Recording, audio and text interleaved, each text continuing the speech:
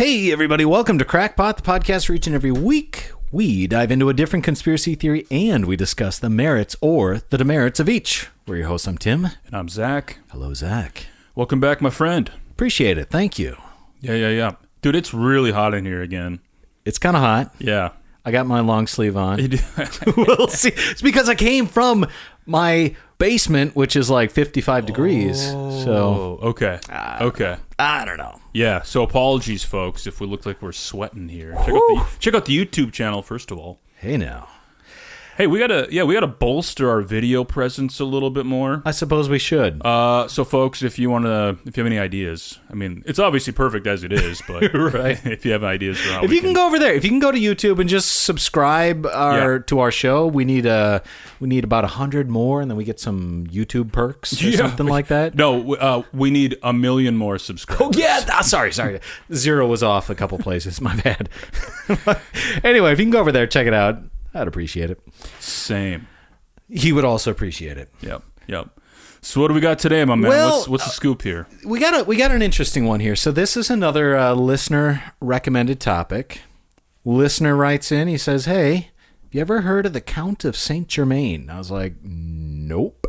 He's like, "Oh, I have heard of this one." No, I think. Really? Yeah, maybe. I think I have. Okay. Yeah. Actually, I have. Okay. You got anything you want to? Well, no, because I might be mixing him with somebody else.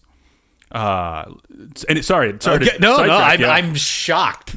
Wasn't he like an alchemist or something? Yes. Yeah. Okay. Maybe I have heard about or this. maybe. Okay. Here's the deal. With the Count of Saint Germaine. This guy shows up in Europe in the middle of the 1700s, okay? So a lot of stuff going on then. You got kings and queens and wars and you got Mozart and Voltaire and all sorts of people. And this Count of St. Germaine shows up out of absolutely nowhere. No one knows where he came from. Mm-hmm. No one knows his name because he like pretty much says, yeah, this isn't actually my real name. And they're like, well, what is your real name? He's like, I don't really want to tell you. He won't tell anyone where he's from. He won't tell anyone how he got so wealthy, how he got so talented at different arts. And then he just kind of bounces around and disappears. Oh, weird. Yeah, okay, this sounds cool. It's bizarre. I mean, there's no like, oh, gotcha sort of moment. Mm-hmm. It's just like this is a very weird, very real historical person that just defies all explanation. That I had never heard of until like last week. Okay. So you got one up on me here.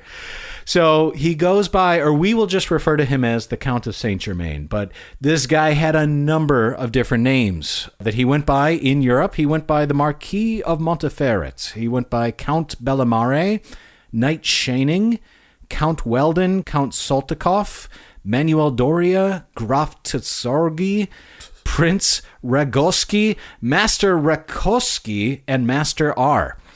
So he just kind of, depending on where he was and what he was feeling that day, he gave people a different name. Different identities. Okay, what's he got to hide? Dude, we don't even know. I mean, everything, nothing. Clearly, it's confusing, man. So, okay. Like I said, this guy came into prominence. He came into high society of Europe in 1742. That is the first documented time that we can definitively say, here he is, this is the same guy.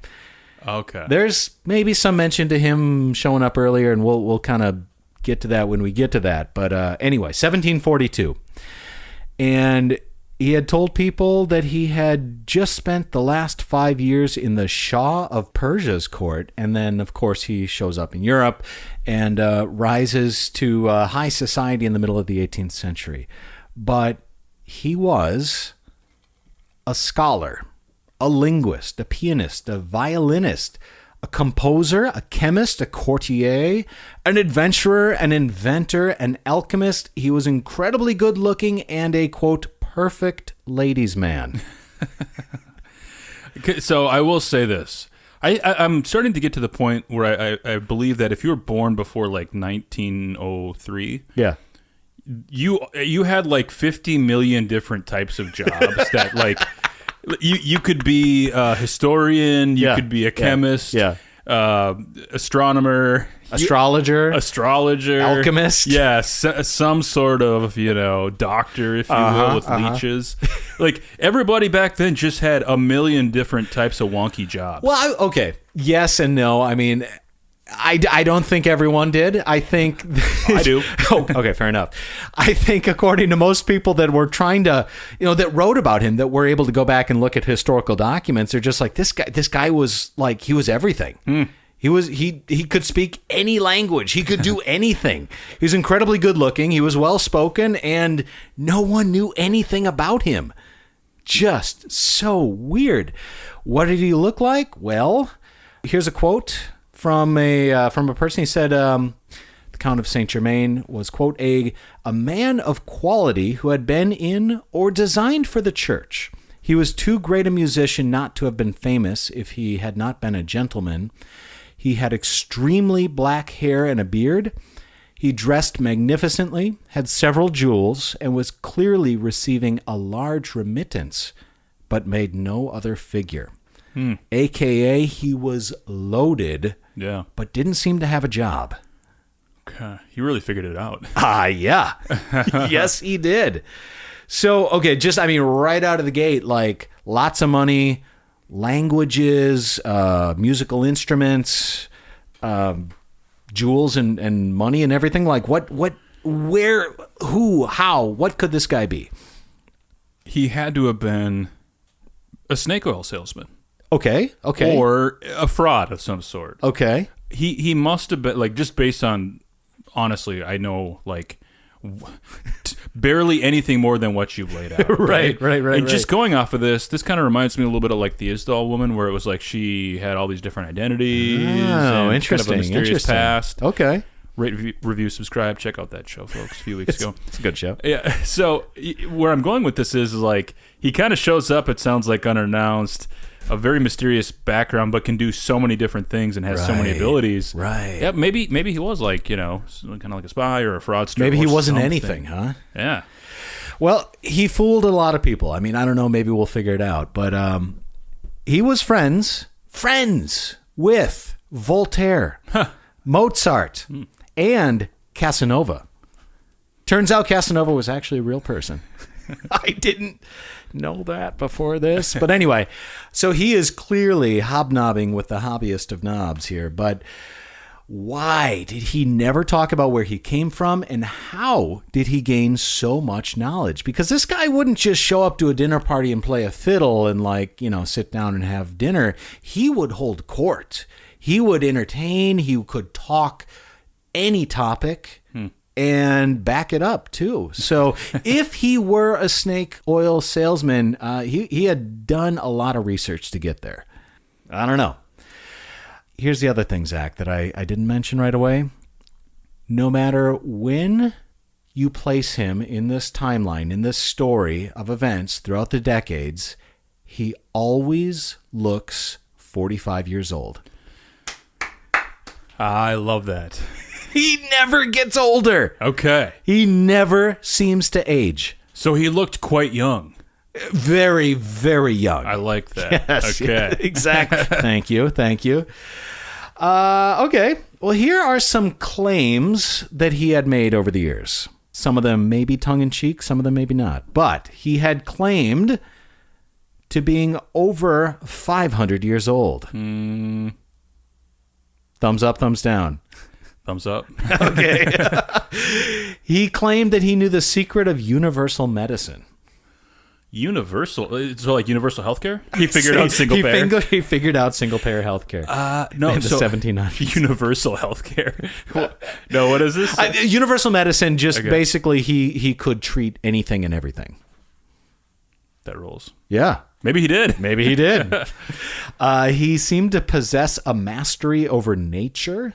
I don't really know what that means. But he claimed that he could melt diamonds and said that he was capable of forming a larger diamond out of 10 or 12 smaller diamonds.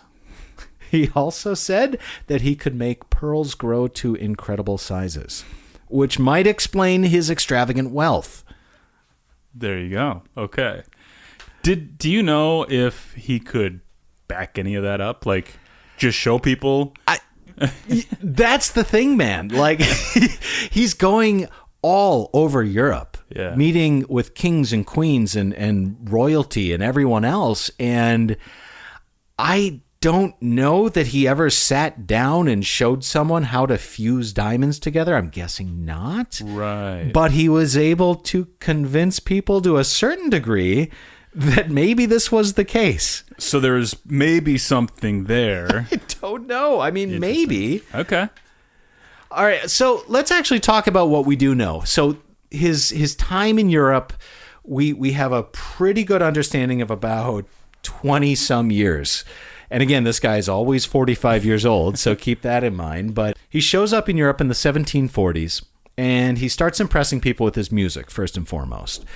And after a couple of years, his eccentricities and unwillingness to disclose anything about who he was begins to become a bit of a problem. But we know that he was active in the uprising in London in 1743 because he was arrested on espionage charges. He's quickly let go, but we do get a quote out of this. This person says, "The other day they seized an odd man who goes by the name of Count St Germaine. He has been here these 2 years and will not tell who he is or whence. He sings, plays on the violin wonderfully, composes, is mad, and not very sensible. He is called an Italian, a Spaniard, a Pole, someone that married a great fortune in Mexico and ran away with her jewels to Constantinople, a priest, a fiddler, a vast nobleman. The Prince of Wales has had an unsatiated curiosity about him, but in vain. However, nothing has been made out against him. He is released. And what convinces me that he is not a gentleman stays here and talks of his being taken up for a spy." Yes. The spy angle. Yes. Okay. There we go. He was definitely a spy for the French court, which we'll get to. Okay. But what was he all the other times? No kidding. Yeah. And this just goes to show, like, even at the time, everyone's like, who is this guy? Right. What is going on? He's just like a Renaissance man with no background. Just a complete enigma. Just shows up. Just shows up. Okay. Starts wowing people. Moves on to the next place. Okay. 1748. He goes to France. He shows up in the court of the French King Louis XV. In 1749, he's employed by Louis XV for diplomatic missions, and he tasks him for carrying out some clandestine jobs, a.k.a. spying. Oh, boy. Where he ends up in England. From there, he moves to the Dutch Republic, and he tried to broker a peace deal on behalf of the Dutch Republic between France and Britain during the 7-Year War with the backing of a Dutch duke. So he's in the Netherlands, Yeah. trying to broker peace between France and England. And no one knows who this guy, like, what? Yeah. Who is this guy? The Gaul. Like, Why are we listening to this guy? right, because everyone is just incredibly fascinated by him. The British are a little bit leery of him, and they conclude that he has the backing of a French general who is trying to outmaneuver the French foreign minister. I mean, I know this gets like way down into the weeds of the politics of the 1740s. But still. They're like, oh no, he's playing us against him, but using him as an unwitting pawn. I see. So Britain would not deal with Count St. Germaine unless his credentials came directly from the French king, which he could not get the French king to sign on directly to. So what does he do? He goes to Russia. In 1762, in St. Petersburg, he is said to have played a very important part in the conspiracy against Tsar Peter III, where they overthrew him and placed Catherine the Great on the Russian throne. So he's like behind the scenes everywhere, manipulating politics, right? Noblemen, etc. He's brokering peace deals between France and England, and he gets tired of that, and he goes to Russia and overthrows the Tsar. Respect. Who is this guy? From St. Petersburg, he travels to Berlin, and then Vienna, and then Milan, and then Amsterdam, Venice, Livorno, Nuremberg, Mantua, The Hague, and ends up finally in Bad Schwalzbach, which I guess is Germany. I don't know. Anyway. Okay. But he ends up there, and in 1779 he met with Prince Charles of Hesse-Kassel, both of whom hit it off right away because of their intense interest in mysticism. So I just kind of need to take a deep breath here. We got a weird guy, shows up out of nowhere, seems to be hobnobbing with everyone and everyone, everywhere, doing everything. Where could he have come from? Like, what's this guy's deal? Right.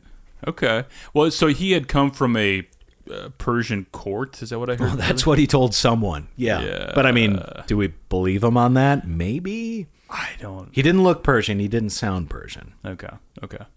I have no idea. Good. No idea. Good commentary. Thanks for your insight.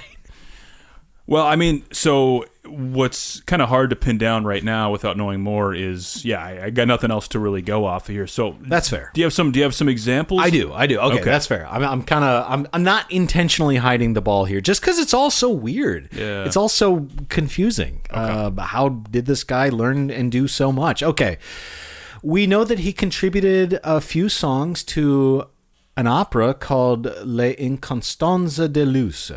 So, you know that one. Of course. One of your favorites. Da, da, da. Yeah. You got it. Okay. He spoke a few languages, Zach. How many, by the way, are you a are you a bilingual, trilingual? Kinda, sorta? You speak more than English. Monolingual. I mean, here's the thing. I took a couple years of Spanish. My Spanish was like okay. And then I learned Chinese when I was living there, so kind of, it's like, but it's faded. Yeah, no, I get that. It's like 1.5 maybe languages now, if you combine it all. Which is more than I have under my belt. Okay, well, this guy, Mr. Count St. Germaine, he spoke Italian and French and Spanish and Portuguese, German, Dutch, Russian. He was also said to be familiar with Chinese, Latin, and Arabic, and could even read and write in ancient Greek and Sanskrit. Oh, wow. Because, what I was thinking was, okay, depending on what accounts said, like, he might have one language that sounds like his mother tongue. Okay, thank you for saying that. Everywhere he went, people said, well, this isn't his first language. They said that in France. They said that in Italy. They said it in Germany and England and the Netherlands and Russia. Okay, so he spoke Italian and French with the greatest facility. So he spoke it very well. Okay, right. That's something. Although it was evident that neither was his original language. He understood Polish and soon learned to understand English and talk it a little. But Spanish and Portuguese seemed to be his natural language. Oh, all right. So Spanish, that's a good start. Okay. Potentially Spain. Whoa! Yeah, right? Okay. Portuguese, a similar language. I don't even think it is, honest. Have you ever heard Portuguese? I have. Okay, cool. End of story. Well, they're not. I don't think they're quite as different as To me, they are night and day. Okay. Well, all right. So he, likely from a Spanish-speaking first country, and then it's not that hard to pick up Italian and French, I would imagine. Sure. Actually, Italian. Italian and Spanish are very similar, but actually French and Spanish are quite similar in a lot of ways. Oh, is that so? Yeah. Interesting. Yeah. So, okay. But so he could have been from southern France. He could have been from southern Italy. He could have been, anywhere along the Mediterranean. Sure. Especially if he knew some Greek too. So now keep in mind that this is like the 1740s. Right. And he doesn't have Duolingo. He doesn't have, 5 different electives he can take in high school to learn a different language. Like this is not an education that is available to the common man. Right. It's possible then his parents are both from different speaking cultures. Oh, okay. Okay. Could have learned 2 different languages that way potentially. Makes you wonder though. Yeah, and you're not. I have to I know people traveled back then, but I have to assume they weren't like going all over the place to study as teenagers or something. Yeah. Okay. So let's talk about his musicianship. So they said he was clearly a trained musician who could play the violin like a virtuoso. He played a variety of other instruments, including the harpsichord. But according to Horace Walpole, he said, quote, "His play indeed is delightful. The violin in his hands has all the softness and sweetness of a flute, and yet all the strength and loudness of strings." He composed operatic arias, a spat of more folksy English songs, 7 violin solos, and 6 sonatas. So he's very well educated. Yeah. Okay. Which you have to keep in mind, the time and the place. There aren't a lot of people that have this level of education and training. And they probably all know each other. That's the other thing. It's like you can't, grow up in the court of the King Louis XV and then travel around Europe and no one knows who you are. Like, people will recognize you. People will know you through other people, especially if you bounce around to like every major hub in the continent. Eventually, someone's going to recognize you and say, "Oh, aren't you so-and-so's kid? Or didn't you train with, what's his name? Yeah. Mozart. Didn't you train with Mozart?" Yeah, that's wild, man. So it just adds to the confusion. Also, like I said before, he's an accomplished painter. Although there doesn't seem to be any of these paintings that exist, or at least none that I could find.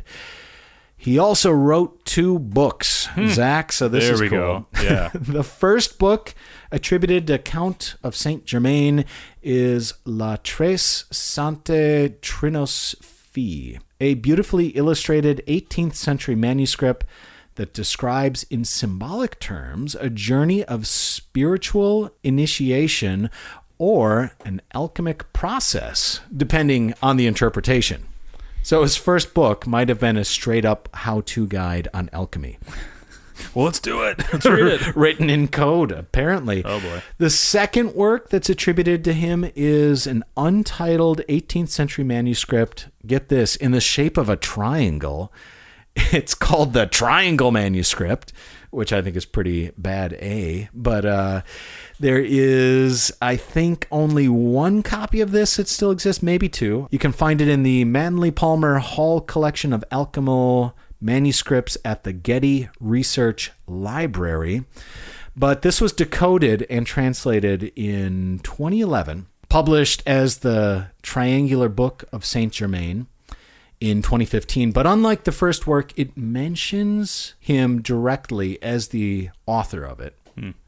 But it goes on to describe a magical ritual by which one can perform the 2 most extraordinary feats that characterize the legend of Count St. Germaine, namely the procurement of great wealth and the extension of life. They were always after those 2 things. Zach, have you ever heard of a little thing called the Philosopher's Stone? Yeah, 100%, man. Well, okay. First comment here. A triangular shaped book. Mm-hmm. That's genius. It's pretty cool. I've never thought of a book in any shape besides square or rectangle. I know, right? So that's pretty funny. Yeah. So was the first one written in code? Was that for real? Like the first one did not appear to be written in code. Okay, because that'd be wild. It was written more of in a metaphor. So they say if you interpret it literally, it's about this. If you interpret it as a symbol, it's more about alchemy. Yeah. Well, the thing is, because it's like we can do the maths on this. Yeah, that's right? true. That's true. We can actually try it. So. We can try to mix lead and dragon blood or whatever it is. Owl feather or something. Yeah, for real, man. So no, they always publish these types of books. But it's fascinating because he's like incredibly wealthy, incredibly talented, doesn't seem to age, and writing books about the Philosopher's Stone. Yeah. How to not age. How to not age and how to make gold out of lead and tin. Literally. It all adds. It's Occam's razor. It's like, did this guy actually figure it out? He confused everyone at the time, so maybe. We also know, of course, like I said before, he loved jewels, and he put it all over his clothing and his shoes. Shoes were just like Paul Simon's, I guess. Diamonds on the soles of his feet or something. He seemed to have an incredible amount of wealth, but he didn't have a bank account and he didn't have a job. It just kept showing up out of nowhere. No one seemed to know how or when or why. How do you explain that? I mean, now you just say like, oh, I don't know, he's got crypto or something, trust fund kid.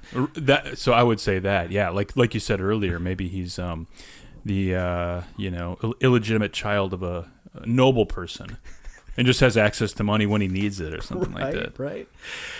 Let me add one more interesting tidbit on this guy. So he loved to go to these dinner parties. He was invited everywhere because he was just so fascinating and confusing and odd and interesting. He could talk about any topic in any language, pick up a violin and wow the ladies and, hold court with Voltaire. But he was never seen to eat food. I don't know how much you know about your paranormal myth and lore and legend. Do you know who else never aged and never ate food? No, I don't. Vampires. Oh, okay. Yeah. Huh. Yeah. All right. Okay. Anything you want to add? Yeah, you would assume if he's going to all these parties and hanging out with kings and queens, like at some point he's going to rip off a turkey leg and just go for it. But, maybe he's almost like a monk in that regard where he's just got a very strict diet and prefers to just do his own thing. But eats on his own time. I wonder who picked up on this. Is like, hey, have you ever seen... Well, I don't know who picked up on it originally. I didn't include it in here, but I came across a quote by Voltaire. But he says, sat down, had dinner with him, and the guy literally never shut up. Like, he just kept talking, and he's like, I stared at him the whole time, and they just kept, taking his plate away, bringing a new plate. Sure. Then it was time for the third course, and they would take his plate away and bring a new plate, and he never touched it. He's like, it was just so fascinating. And Voltaire more or less chalked it up to just him not stopping talking long enough to actually, like, put a bite of food in his mouth. But still, it's interesting. They noticed that this is not retroactive, historical, people coming back and be like, oh, maybe it was a vampire. Yeah. Well, I suppose at some point it must have been, they were probably thinking like, wow, he just doesn't shut up and therefore he never has a chance to eat. Isn't that weird? Isn't that weird? Yeah. Also, where does he get his money? Also, how does he know 12 languages? Yeah. Also, how's he writing operas and painting pictures and negotiating peace between two major powers in Europe? No kidding. Okay. I got a couple of cool, interesting quotes by other people about this guy. So, Lady Jemina York, she was very much entertained by him. She wrote, quote, he's an odd creature, and the more I see him, the more curious I am to know something about him. He's everything with everybody. He talks ingeniously about Mr. Ray, philosophy with Lord Wilbury, but the character and philosopher is what he seems to pretend to and to be a good deal conceited of, but that you are to suppose his real characteristic, and I can't but fancy he is a great pretender in all kinds of science, as well as that he really has acquired an uncommon share in some. So what she's saying is, who is this guy? Maybe he's putting it all on for everyone, but then again, how can you put it all on for everyone? Yeah, that's... What was that movie? Was it Catch Me If You Can? Catch Me If You Can. Yeah, that's kind of what this sounds like a little bit. Just shows up out of nowhere. Seems to know everything. And that quote sounds almost like she's a little suspicious of the guy. She does sound a little bit suspicious. Like, no one can be this smart. Yeah. No one can be this talented. But yet, here he is. Precisely. Okay. My eyes doth deceive me. Okay, let's talk about some of his links to the occult. Because a guy like this, there's got to be some sort of weird something, right? Faustian bargain, perhaps? I would have to assume. So he was linked to several secret societies, including the Rosicrucians. Oh, the Rosicrucians, yeah. The Freemasons. Yep. The Society of Asiatic Brothers. The Knights of Light. And our favorite, the Illuminati and Order of the Templars. By the way, you weren't at yesterday's meeting. Oh, sorry about that. Yeah, had to get the car washed. That's all good. It's fine. So anyway, that's interesting. Again, it's not like his name showed up in their ledgers or anything, but he has connections and is strongly implied to be a member of at least one or some of these different groups. At the very least, it's like he's trying to associate with them, perhaps. Yeah, perhaps. Yeah, or give the impression. Or maybe they want to associate with him. They're like, this guy's got to figure it out. We need him in our secret club. That could be.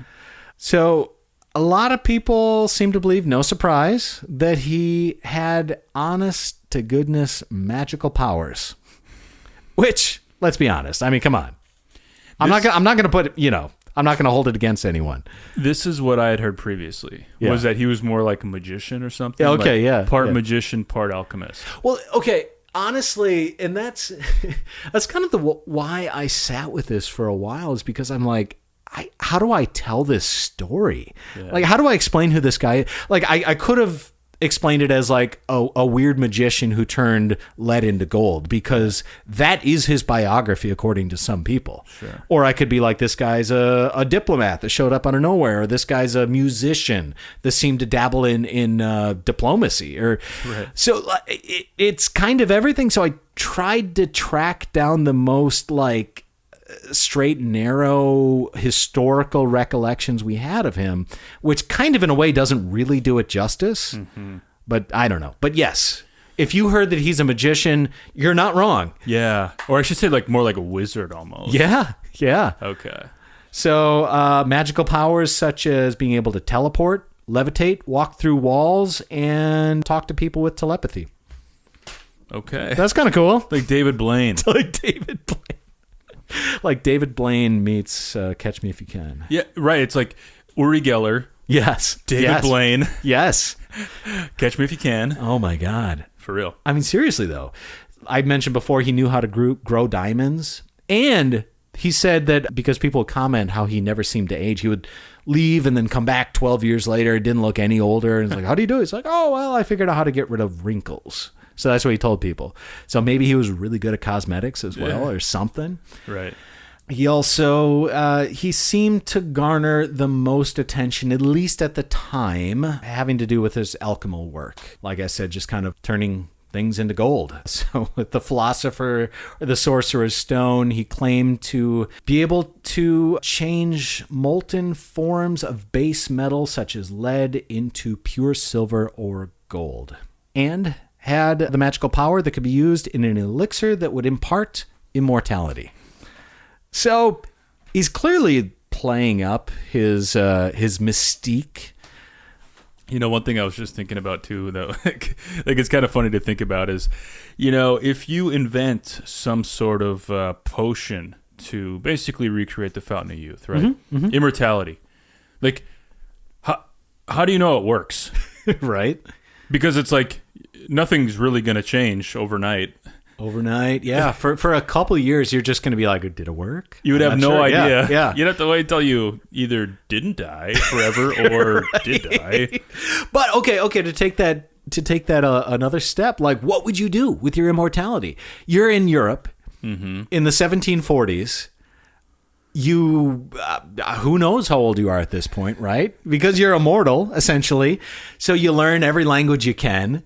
You study violin, you're writing concertos and arias, and you're painting on the side. And what are you going to do? Maybe go hang out with the king, right? Plastics. Well, okay. That was good. We have the luxury of hindsight, obviously. But I suppose if you're going to live forever, you got to start accumulating some wealth. Bingo.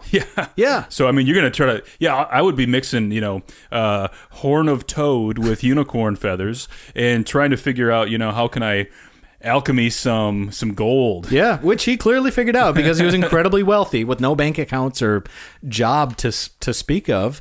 But yeah, what would I do? I'd go hang out with the wealthy and the powerful, probably. Probably. Be some sort of influential figure on the side, Yeah. Overthrow the Tsar, try to broker peace over there. Why not? What else are you going to do? It's a long life if you're not going to die, so you got to have some fun. Okay, so couple of rumors. I think, well, I mean, depending on how much you believe in immortality and the Philosopher's Stone, you may be able to dismiss a couple of these outright, but there was a gentleman by the name of C.W. Ledbetter claimed to have met the Count of St Germaine in Rome in the year 1926. What? He gave a physical description of him. It's like the black beard, the black hair, olive skin, brown eyes, pointed beard. He said that he's like, hey, you look like that guy. He's like, oh yeah, the Count of St Germaine. That's who I am. Oh, no. That's what this guy said in 1926. He showed him a robe that had been previously owned by a Roman emperor, and told him that one of his residences currently was a castle in Transylvania. Okay, back to our vampire theory. Yeah, exactly. So this guy walking around 1926 looks exactly like this guy from 200 years earlier, and has a Roman emperor's robe and a castle in Transylvania. I don't know. Read into that how you want. In 2004, a guy out in Montana by the name of David Lewis claims that Count of St. Germaine came to him and gave him a teaching, and then afterwards he started a whole gosh darn religion about him. A guy by the name of David Narkozy, who's a Czech music composer, claimed to have met the Count of St. Germaine in 2014. On May 23rd, nonetheless. That recent? Yes. All it's right. like, wait, who are you? Did you get a picture of him or anything? I'll have to check. You'll have to check. There are some that believe that he was, in fact, Samuel.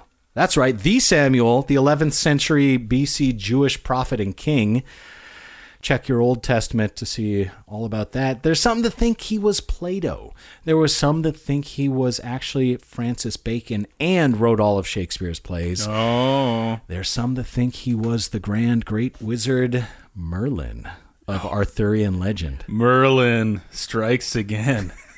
There's always Merlin involved with these old guys. I don't know what it is. Him and Francis Bacon, too. Yeah, Francis Bacon shows up a lot more than you might think. He really does. He was in, like, yeah, everything. Like, whenever it's like an old-timey, like, guy like this, there's always Francis Bacon. Okay, here's my favorite rumor, legend, maybe. So this woman by the name of Countess von Gregory ran into Count of Saint Germaine in Paris, all right?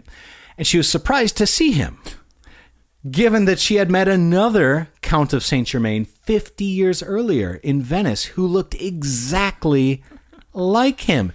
And he walked up and he introduced himself as the Count of Saint Germaine. And she said, "That is so odd.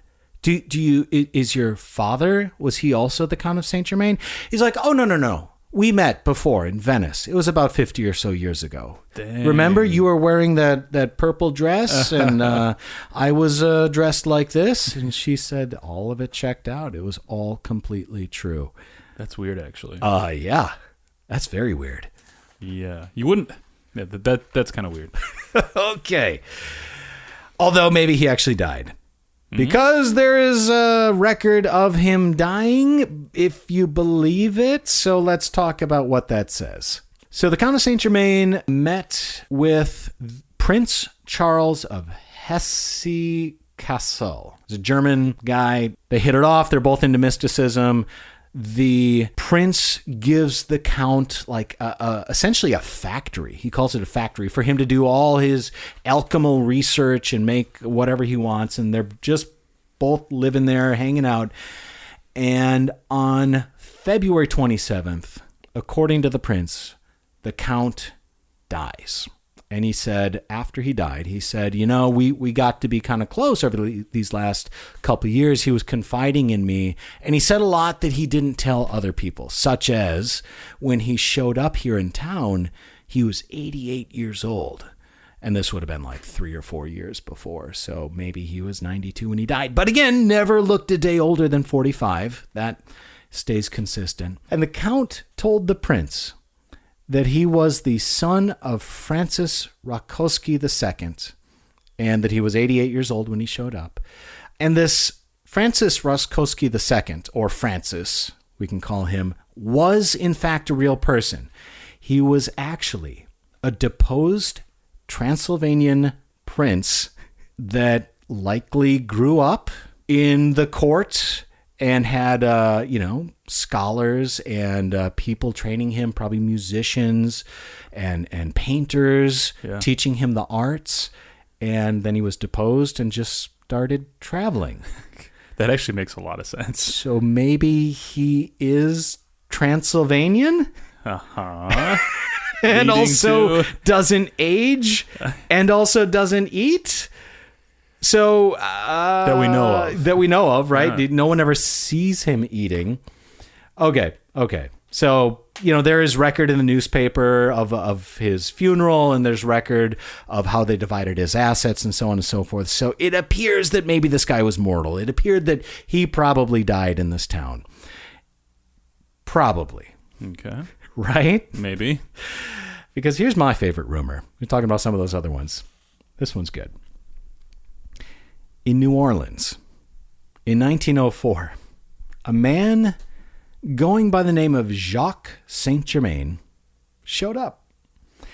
And he was pretty good looking, dressed kind of fancy, lots of jewels all over him, dark hair, pointy dark beard, right? And he set up in a house that soon became well known across town for its absolutely wild, outrageous, outlandish parties. Like this was the place to go. Only it is said that Jacques Saint Germaine was never seen eating or drinking at one of his parties. Again. Okay, well, that's all interesting. Well, eventually, a sex worker jumped out of a second-story balcony, ran to the police station, and told the police that Saint Germaine was trying to drink her blood. So the police got involved. They're a little skeptical. Okay, that's kind of a crazy claim to make, but, they look into it. So they try to track him down for more information. They show up, and they found that his house is completely empty. All that he left behind were blood stains on the carpet, vessels filled with blood, and several closets full of clothes that appeared to be 200 to 300 years old. No way. Seriously? That's the truth. Maybe they're related, maybe they're not, man. It is just so bizarre. Yeah, it is. Who is this guy? It is. And it's like he just kind of keeps popping back Just up. keeps popping up over the centuries. Do you think it's the same guy? Okay. Rational, even-minded, level-headed guy, me, Tim. No. That's It doesn't make outrageous. sense. It makes Yeah. no sense. Yeah. The guy was a really good charlatan. He was a great BSer. He could talk his way into any room and impress anyone, pretty much. Mm-hmm. And that's a gift, and that's a skill, and more power to him. The part of me that hosts a podcast is still a little on the fence. This is kind of weird. There's enough stuff. There's to make enough it odd. kind of weird things. Yeah. Do people just every century or so dress like this guy? Oh, pop up like And that? just pop up out of nowhere? I mean, what's this dude writing books about, alchemy for? Yeah. That's just weird. Yeah. Why does no one ever see him eat or drink? Why is he maybe actually from Transylvania? Huh. I don't know, man. This is very interesting. All right, everybody. Well, if you have any clues about this, if you have any insight, let me know. But once again, huge shout out to our listeners who suggest topics like this, because this is fantastic. I had never heard of this guy, never would have crossed my mind, never would have crossed my path if you didn't give a shout out. So thank you, number one listener right there. Thank you so much. And before you head away, please be sure to, before you even rate and review and subscribe, what should they do, Zach? Check out the Patreon page that we've got for exclusive content. Patreon.com/crackpotpodcast. Nice. How much that cost? $3-5-7 a month gets you access to everything ad-free. And anything else? A weekly bonus show. Oh, there we go. Thursday show, folks. You get 2 shows a week, no ads. All right, guys, please rate, review, subscribe. Tell your friends, tell your neighbors, tell your local noblemen about our podcast, and we will see you next week. Thanks, everybody.